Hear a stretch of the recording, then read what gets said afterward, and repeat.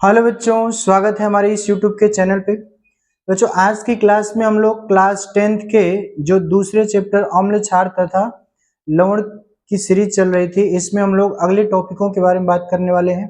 और आज का जो हम लोगों का टॉपिक है सूचक के सिद्धांत, ठीक ना। सूचक के सिद्धांत की बात करेंगे बच्चों। और सूचक के सिद्धांत में हम लोग दो सिद्धांतों की बात करेंगे इसमें। देखिए, सबसे पहले हम लोग बात करेंगे ओस्टवाल्ड सिद्धांत, ठीक ना। सूचक के सिद्धांत में पहले सिद्धांत की व्याख्या करेंगे ओस्टवाल्ड सिद्धांत। पहला सिद्धांत क्या है? ओस्टवाल्ड सिद्धांत। और इस ओस्टवाल्ड सिद्धांत में क्या बताया गया है, ध्यान से देखिए।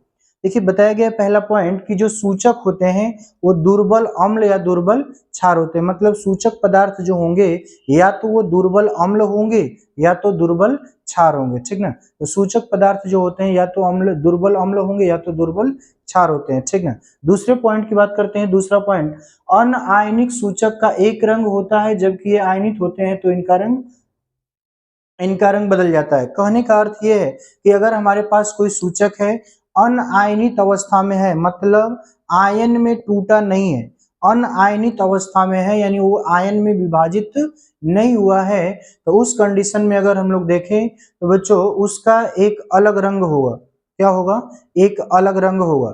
लेकिन जैसे उस सूचक को हम लोग विलयन में जैसे ही डालते हैं और विलयन में आयनित तो हो गया, टूट गया, ठीक ना, तो ये तुरंत अपना रंग क्या कर लेता है? परिवर्तित कर लेता है। यानी पहले से इसका रंग अनआयनित अवस्था में इसका रंग अलग था, और जैसे ही हमने इसको विलयन में डाला, विलयन में टूटने के बाद ये अपना कलर जो होगा, अपना रंग जो होगा वो क्या कर लेगा? बदल लेगा, यानी परिवर्तित कर लेगा। तो इस कंडीशन में हम लोग बोल सकते हैं कि अनआयनित अवस्था में सूचक का रंग अलग होता है और आयनित अवस्था में सूचक का रंग अलग होता है, ठीक ना। अनआयनित में एक रंग होगा और सूचक जब ये आयनित हो जाएगा तो ये क्या हो जाएगा? अपना रंग परिवर्तित कर लेगा या बदल लेगा, ठीक है। आगे हम लोग बात करते हैं बच्चों, अगला पॉइंट, अम्लीय सूचक क्षारीय माध्यम में तथा क्षारीय सूचक अम्लीय माध्यम में। जो अम्लीय सूचक होते हैं वो क्षारीय माध्यम में कार्य करते हैं, और जो क्षारीय सूचक होते हैं वो अम्लीय माध्यम में कार्य करते हैं, ठीक है। यदि हम लोग बात करें, अम्लीय सूचक क्षारीय माध्यम में तथा क्षारीय सूचक अम्लीय माध्यम में कार्य करते हैं, ठीक है बच्चों। अम्लीय सूचक क्षारीय माध्यम में और क्षारीय सूचक अम्लीय माध्यम में कार्य करते हैं। जैसे देखिए, अगर हम फिनोप्थलीन की बात करें तो आप सभी लोग जानते हैं फिनोप्थलीन हमारा एक सूचक है, और ये सूचक है तो है क्या? दुर्बल अम्ल है। क्या है बच्चों? दुर्बल अम्ल। क्योंकि हम लोगों ने पहले ही देखा है कि सूचक या तो दुर्बल अम्ल होते हैं या तो दुर्बल क्षार होते हैं। तो फिनोप्थलीन की बात कर लिया जाए तो फिनोप्थलीन दुर्बल अम्ल है। अगर हम लोग फिनोप्थलीन को तोड़ते हैं, हम लोग इसको पिछले वाली वीडियो में पढ़ चुके हैं बच्चों कि अगर फिनोप्थलीन को हम लोग तोड़ते हैं, फिनोप्थलीन होता क्या है? अनआयनित अवस्था में रंगहीन होता है, लेकिन जब आयन में टूटेगा तो H+ इसका क्या होगा? रंगहीन। लेकिन PH- जो होगा ये किस रंग का होता है? गुलाबी रंग का, ठीक ना।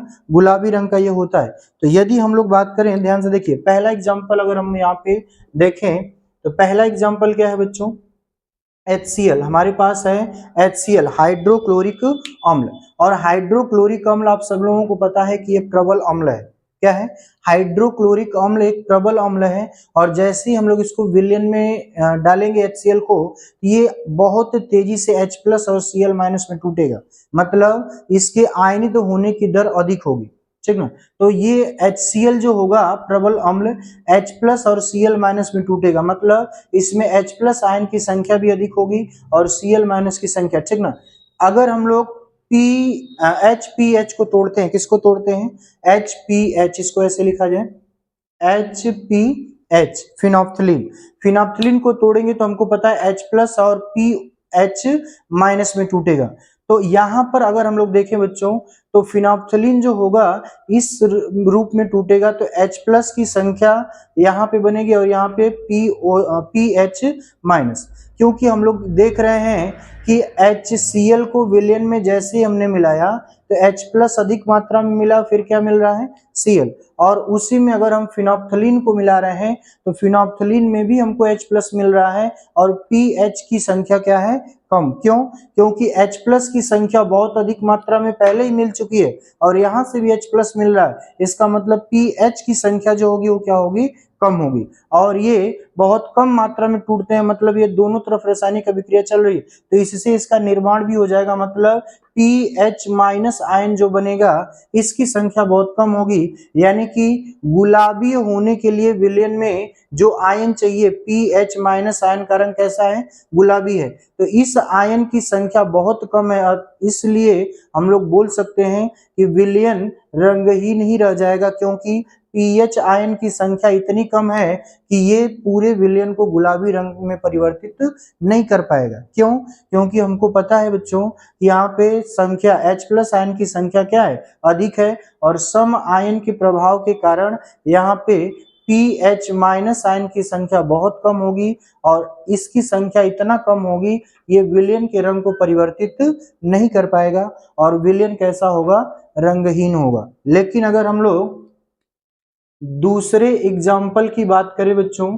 दूसरा एग्जाम्पल है NaOH, सोडियम हाइड्रा ऑक्साइड, और आप सभी लोग जानते हैं सोडियम हाइड्रोक्साइड प्रबल क्षार होता है। क्या होता है? प्रबल क्षार। लिख दें यहां पर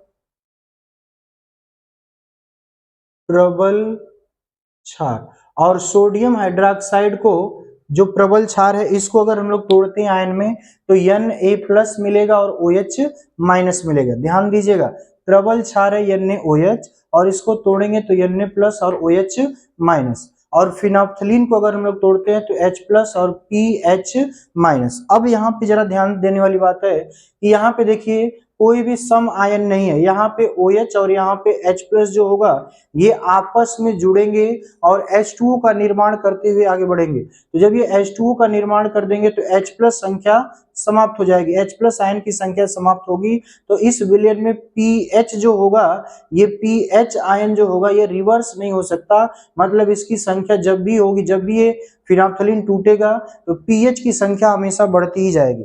बात समझ में आया? तो यहाँ पे पीएच की संख्या जो होगी ये अधिक होगी, यानी ये अधिक होने के कारण, यानी पीएच माइनस अधिक होने के कारण ये पूरे रंग को किस रंग में बदल देगा, गुलाबी रंग में बदल देगा। क्यों? क्योंकि पीएच आयन का रंग ही कैसा होता है, गुलाबी होता है। उस कंडीशन में हम बोल सकते हैं कि विलयन कैसा हो जाएगा, गुलाबी हो जाएगा। तो बच्चों हम लोगों ने ये पहला सिद्धांत देखा जो ओस्टवाल्ड का सिद्धांत था, ठीक ना। ओस्टवाल्ड के सिद्धांत में हम लोगों ने पहला पॉइंट पढ़ा कि जो सूचक होते हैं या तो ये प्रबल अम्ल होते हैं या तो प्रबल क्षार होते हैं, ठीक ना। सूचक या तो प्रबल अम्ल होंगे या तो प्रबल क्षार होंगे। दूसरा पॉइंट हमने क्या बताया कि अनआयनित सूचक में एक रंग होता है और आयनित सूचक में इनका रंग बदल जाता है। जैसे कोई सूचक है, जब वो आयन में नहीं टूटा है तो उसका एक रंग होगा, और जब आयन में टूटेगा तो वो अपना रंग क्या कर लेगा, बदल लेगा, यानी परिवर्तित कर लेगा, ठीक है।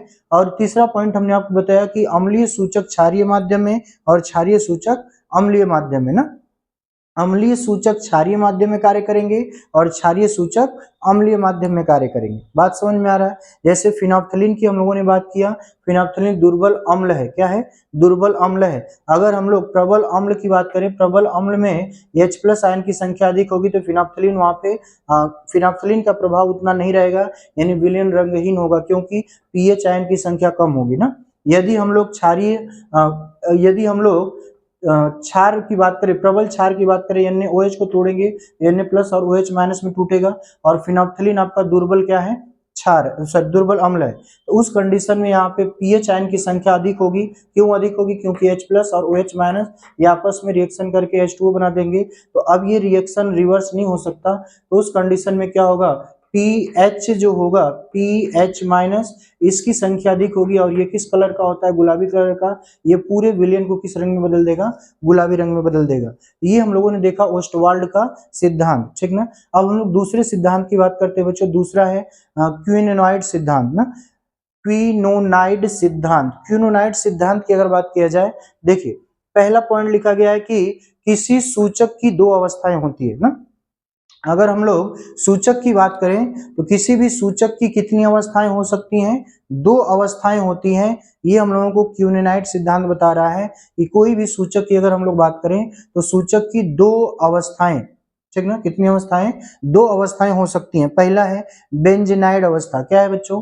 बेंजीनाइड अवस्था। और दूसरा है क्विनोनाइड अवस्था। बेंजीनाइड अवस्था और क्विनोनाइड अवस्था, मतलब किसी सूचक की दो अवस्थाएं हो सकती हैं। पहला क्विनोनाइड अवस्था होगा और दूसरा क्या होगा, सॉरी, पहला होगा बेंजीनाइड अवस्था और दूसरा होगा क्यूनेनॉइड अवस्था, ठीक ना, बेंजीनाइड अवस्था और क्यूनोनाइड अवस्था। अब देखिए दूसरा पॉइंट क्या बोल रहा है कि क्यूनोनाइड अवस्था में सूचक का रंग अधिक गहरा होता है। यदि हम लोग किसी सूचक की बात करें, अगर वो सूचक किस अवस्था में है, क्यूनोनाइड अवस्था में है, तो उस अवस्था में, क्यूनोनाइड अवस्था में सूचक का रंग जो होगा बहुत गाढ़ा होगा, गहरा रंग होगा, ठीक है। रंग कैसा होगा बच्चों, अधिक गहरा होगा, तथा ये विलयन को भी उसी रंग में क्या कर लेगा, बदल लेगा या परिवर्तित कर देगा, ठीक है। क्यूनेनाइड अवस्था में जो सूचक होगा उसका रंग बहुत ज्यादा गहरा होगा या गाढ़ा होगा, और ये जिस विलयन में डाला जाएगा उस विलयन का भी रंग उसी कलर में क्या कर लेगा, परिवर्तित कर लेगा या बदल लेगा, ठीक ना। तो क्यूनेनाइड अवस्था में सूचक का रंग अधिक गहरा होता है और वो विलयन को भी उसी रंग में कर देता है, ठीक ना, विलयन को भी उसी रंग में बदल देगा। जैसे अगर हम लोग बात करें, देखिए फिनोप्थलीन अम्लीय माध्यम में बेंजेनाइड अवस्था में होता है। अगर हम फिनोप्थलीन की बात करें, फिनोप्थलीन जो हमारा सूचक है उसकी बात किया जाए तो ये अम्लीय माध्यम में बेंजोनाइड अवस्था में होता है, यानी जो पहली अवस्था होती है ना बेंजोनाइड अवस्था, इस अवस्था में होता है। परंतु क्षारीय माध्यम में अगर हम लोग बात करें, फिनोप्थलीन की क्षारीय माध्यम में बात करें, ये क्यूनेनाइड अवस्था में बदल जाता है। और क्यूनेनाइड अवस्था में बदल जाएगा बच्चों तो विलयन का रंग क्या कर देगा, जिस रंग में इसके आयन मिलेंगे उसी रंग में ये परिवर्तित कर देगा। जैसे फिनोप्थलीन क्षारीय माध्यम में देखिए इसके क्षारीय आयन जो है ये अधिक मात्रा में है, यानी कि ये गुलाबी वाले आयन अधिक मात्रा में है, ये पूरे विलयन को गुलाबी कर दिया। अम्लीय माध्यम में इसका कोई प्रभाव नहीं पड़ा। तो यही यहाँ पे दिखाया जा रहा है कि अम्लीय माध्यम में बेंजेनाइड अवस्था जो होती है, अम्लीय माध्यम में फिनोप्थलीन बेंजेनाइड अवस्था में होता है तो वो विलयन को उसी रंग में रहने देगा, मतलब रंग उसका बदल नहीं पाएगा। लेकिन अगर क्षारीय माध्यम में आ जाए तो ये विलयन का रंग क्या कर देगा, बदल देगा, ठीक ना। तो ये क्यूनेनाइड अवस्था है। कौन सी अवस्था है, क्यूनेनाइड अवस्था। तो हम लोगों ने देखा ओस्टवाल्ड का सिद्धांत और दूसरा हम लोगों ने देखा क्यूनेनाइड सिद्धांत। क्यूनेनाइड सिद्धांत में हम लोगों ने देखा कि किसी भी सूचक की दो अवस्थाएं होती हैं, एक होता है बेंजोनाइड अवस्था और दूसरा क्यूनेनाइड अवस्था। बेंजोनाइड अवस्था की अगर हम लोग बात करें, बेंजोनाइड अवस्था पहली अवस्था है और क्यूनेनाइड अवस्था दूसरी अवस्था है। क्यूनेनाइड अवस्था में कोई भी सूचक होता है तो उसका रंग गहरा होता है। कैसा होता है बच्चों, उसका रंग अत्यधिक गहरा होता है और वो जिस विलयन में होता है विलयन को भी उसी रंग में परिवर्तित कर देता है, ठीक है। यदि हम लोग फिनोप्थलीन की बात करें तो फिनोप्थलीन जो होगा अम्लीय माध्यम में बेंजेनाइड अवस्था में होता है। किस अवस्था में होता है, बेंजीनाइड अवस्था में होता है। लेकिन क्षारीय माध्यम में ये क्या हो जाता है, क्यूनेनाइड अवस्था में होगा। और क्षारीय माध्यम में अगर ये क्यूनेनाइड अवस्था में होगा तो विलयन के रंग को भी क्या कर देगा, परिवर्तित कर देगा, ठीक है। अगला टॉपिक हमारे पास है सर्वव्यापी सूचक, ठीक ना। हम लोग देखते हैं बच्चों सर्वव्यापी सूचक क्या होता है, ठीक है।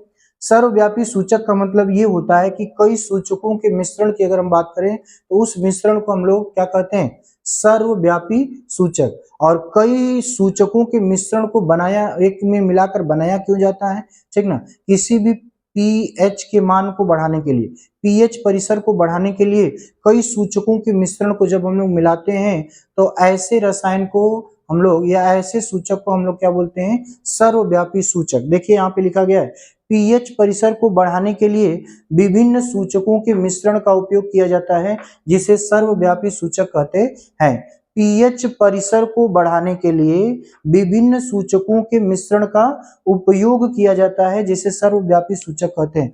पीएच परिसर को बढ़ाने के लिए हम लोग एक से अधिक प्रकार के सूचक को मिलाएंगे, उनका मिश्रण बनाएंगे और इनसे हम लोग पीएच परिसर को बढ़ा सकते हैं ना। तो ऐसे मिश्रण को, सूचकों के ऐसे मिश्रण को हम लोग क्या कहेंगे, पीएच सर्वव्यापी सूचक।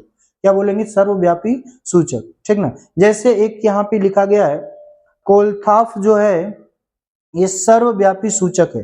कोलथाफ की बात करें बच्चों, ये किसका किसका मिश्रण होता है जरा देखिए तो, फिनोप्थलीन, फिनोप्थलीन में हम लोग मिलाएंगे मेथिल रेड, मेथिल रेड के साथ मिलेगा अल्फा नेफ्थॉल, इसके साथ मिलेगा थाइमाल थैलीन, थाइमाल थैलीन, और उसके बाद हम लोग मिलाते हैं इसमें ब्रोमोथाइमाल ब्लू, ब्रोमोथाइमाल ब्लू, ठीक ना। इतने रसायनों को जब आप मिलाओगे तो कोलथाल प्राप्त होता है। ये कोलथाल क्या है, सूचक है। ये सूचक जो होता है पीएच परिसर को बढ़ा देता है। देखिए कोलथाल की बात करें तो यहाँ पे देखिए लिखा गया है पीएच और इसका रंग। कोलथाल का पीएच जैसे जैसे आप बढ़ाएंगे वैसे वैसे इसका रंग क्या होगा, परिवर्तित होता चला जाएगा।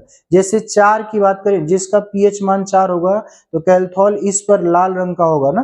5 पे कैसा हो जाएगा, नारंगी। 6 पे हल्का पीला होगा। 7 पीएच पे हरा पीला होगा। और 8 पे कैसा हो जाएगा, हरा हो जाएगा। 9 पे नीला हरा हो जाएगा। कैसा होगा, नीला हरा। ऐसे पीएच का मान आप बढ़ाते जाएंगे तो इस सूचक का मान भी क्या होता जाएगा, बढ़ता जाएगा। तो बच्चों हम लोगों ने आज की वीडियो में क्या क्या देखा, हम लोगों ने देखा सूचक के सिद्धांत में पहला ओस्टवाल्ड का सिद्धांत और दूसरा क्यूनेनाइड सिद्धांत, और अगला टॉपिक हम लोगों ने पढ़ा था सर्वव्यापी सूचक। तो आज की वीडियो में बस हम लोग इतना ही देखेंगे। आगे आने वाले वीडियो में हम लोग अगले टॉपिकों को कवर करेंगे। तब तक के लिए धन्यवाद।